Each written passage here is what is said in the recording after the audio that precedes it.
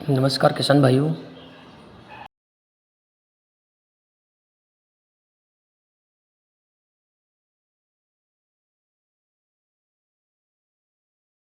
कैसे हैं आप? आशा करता हूं कि आप सभी लोग स्वस्थ होंगे। किसान भाइयों, ये तो आप समझ ही गए होंगे कि आज की जो खेती हो रही है उससे हमारा भला होने वाला नहीं है। आज की जो रासायनिक खेती हम लोग कर रहे हैं उसका साल दर साल लागत खर्च बढ़ रहा है, उत्पादन घटता जा रहा है।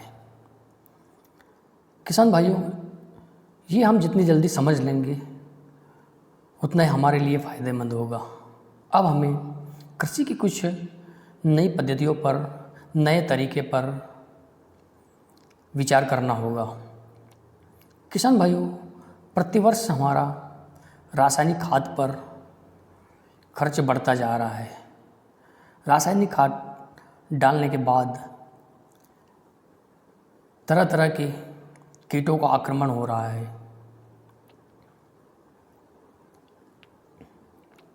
किसान भाइयों, अब हमें यह ध्यान रखना होगा कि जो वर्तमान में खेती हो रही है, चारों तरफ एक ही प्रकार की फसल लगाई जा रही है। खरीफ सीजन में हम लोग कपास, सोयाबीन, मक्का एवं रबी में गेहूँ, चना, मसूर, सरसों इत्यादि फसल लगा रहे हैं। एक ही प्रकार की फसल लगाने से अगले वर्ष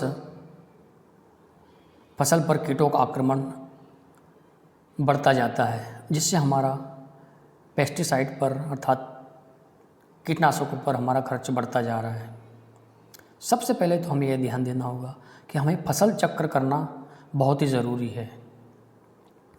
जितना हम फसल चक्र करेंगे उतना कीटनाशकों पर हमारा खर्च कम होगा। फसल चक्र करने के और भी कई फायदे हैं। न सिर्फ इससे कीटों का कीटनाशकों पर होने वाला खर्च कम होगा, इससे हमारा पर्यावरण भी संतुलित होता है एवं एक फसल दूसरी फसल की सहयोगी फसल होती है, जिसको हम बोकर हमारे पोषक तत्वों की आवश्यकता को पूरी कर सकते हैं। किसान भाइयों, खेती का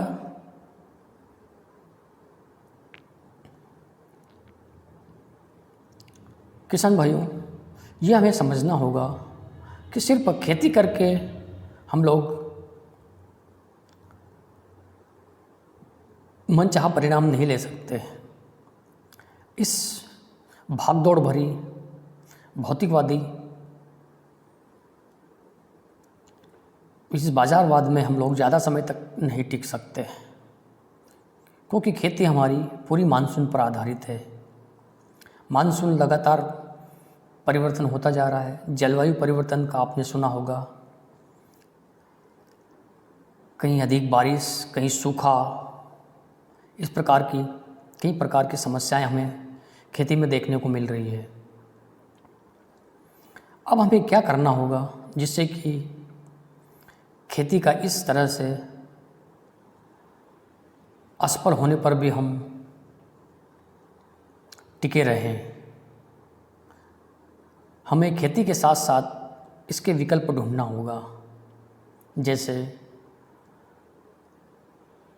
पशुपालन, मुर्गी पालन, मछली पालन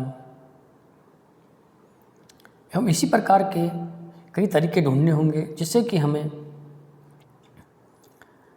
हमारी आय में अतिरिक्त वृद्धि होती रहे, फसल के नुकसान होने के बावजूद भी हमारी जीविका चलती रहे। ये तो हम जानते हैं कि लगातार कीटनाशकों के इस्तेमाल से, नए नए मॉलिक्यूल के इस्तेमाल से कीटों का प्रकोप महामारी का रूप ले रहा है। महंगी से महंगी दवाइयों का इस्तेमाल करने के बावजूद भी हमारी फसल का उत्पादन साल दर साल घटता जा रहा है। और हम एक ही तरह की फसल हर साल ले रहे हैं। पूरे क्षेत्र के किसान या कहें कि पूरे देश के किसान जहाँ पर जो फसल पैदा होती है, कपास, मक्का, सोयाबीन और अन्य प्रकार की फसलें, जिसका उत्पादन चारों तरफ होता है, जिससे कि उसके भाव भी कम मिलता है एवं उत्पादन भी हमें कम ही मिलता है। फसलों में हम देखा जाए क्या करना चाहिए हमें, जिससे कि हमारा डेली का पैसा हमारे घर आता रहे। मैं आपको एक ऐसा तरीका बता रहा हूँ जिसे आप करके डेली आपका उसको बेचकर अपना खर्च चला सकते हैं। वो है सब्जी वर्गीय फसलें। सब्जी हम आजकल देख रहे हैं, बाज़ार में सब्जी की डिमांड बढ़ती जा रही है। हाँ, ये भी हमें देखना होगा कि सब्जी की खेती हम लोग किस तरह से कर सकते हैं। रासायनिक खाद एवं रासायनिक दवाइयों से सब्जी की खेती नहीं हो सकती, ये भी कई किसानों ने देख लिया है। सब्जी खेती करने के लिए हमें एक बड़ा परिवर्तन करने की आवश्यकता है, जिससे कि हमारा खर्च भी कम हो और हमारा उत्पादन भी मिलता रहे।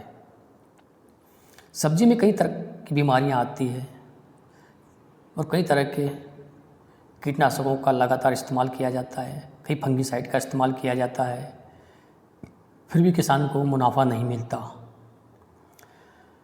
सब्जी वर्गीय फसलों के लिए आज मैं आपको एक ऐसा सस्ता, सुलभ, पावरफुल इलाज बता रहा हूँ, जिसे करके आप बहुत ही अच्छे तरीके से सब्जी वर्गीय फसलों का उत्पादन ले सकते हैं। इस खाद का नाम है संजीवनी खाद।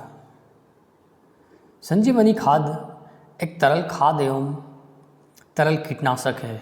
इसको दोनों तरह से आप इस्तेमाल कर सकते हैं। इसको बनाने का मैं तरीका आपको बता देता हूँ। आपको जो सामग्री मैं बताने जा रहा हूँ वो आपके घर पर ही उपलब्ध है। इसमें कोई ज़्यादा खर्च की आवश्यकता नहीं है, ज़्यादा खर्च करने की ज़रूरत भी नहीं है और बहुत ही कम से कम खर्च में यह दवाई, यह खाद आपके घर में बनकर तैयार हो जाएगा। तो आवश्यक सामग्री आप देख लीजिए। इसको बनाने के लिए आपको 15 किलो गोबर का खाद चाहिए। गोबर चाहिए, ताज़ा गोबर। इसके अलावा यदि आपके पास गोमूत्र है तो आप 10 लीटर गोमूत्र ले सकते हैं, 5 किलो ताज़ा गोबर ले सकते हैं।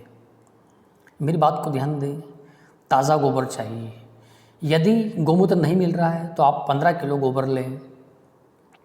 उसके बाद आप इसमें 5 किलो निम्बोली लें। उस निम्बोली को अच्छी तरह से बारीक पीस लें, पाउडर फॉर्म में बना लें। अगर आपको 5 किलो निम्बोली नहीं मिल रही है तो आप 10 किलो के लगभग नीम की पत्तियां भी ले सकते हैं। इन नीम की पत्तियों को आप अच्छी तरह से बारीक पीस लें, चटनी बना लें और अच्छी तरह से तैयार कर लें। उसके बाद आपको 2 किलो गुड़ लेना है। उपरोक्त तो सभी सामग्री को एक ड्रम में डाल दें, उसमें 10 लीटर पानी डाल दें। सर्दी के दिनों में इसको 15 दिन के लिए सड़ने के लिए रख दें। गर्मी के दिनों में 7 दिन में ये बनकर तैयार हो जाएगा। ये जो सामग्री बनकर तैयार होगी, इसको आप अपनी सब्जी वर्गीय फसलों में इसका छिड़काव करें। इस जो सामग्री बनकर तैयार होगी, आपको इसमें 10 गुना पानी मिलाना है।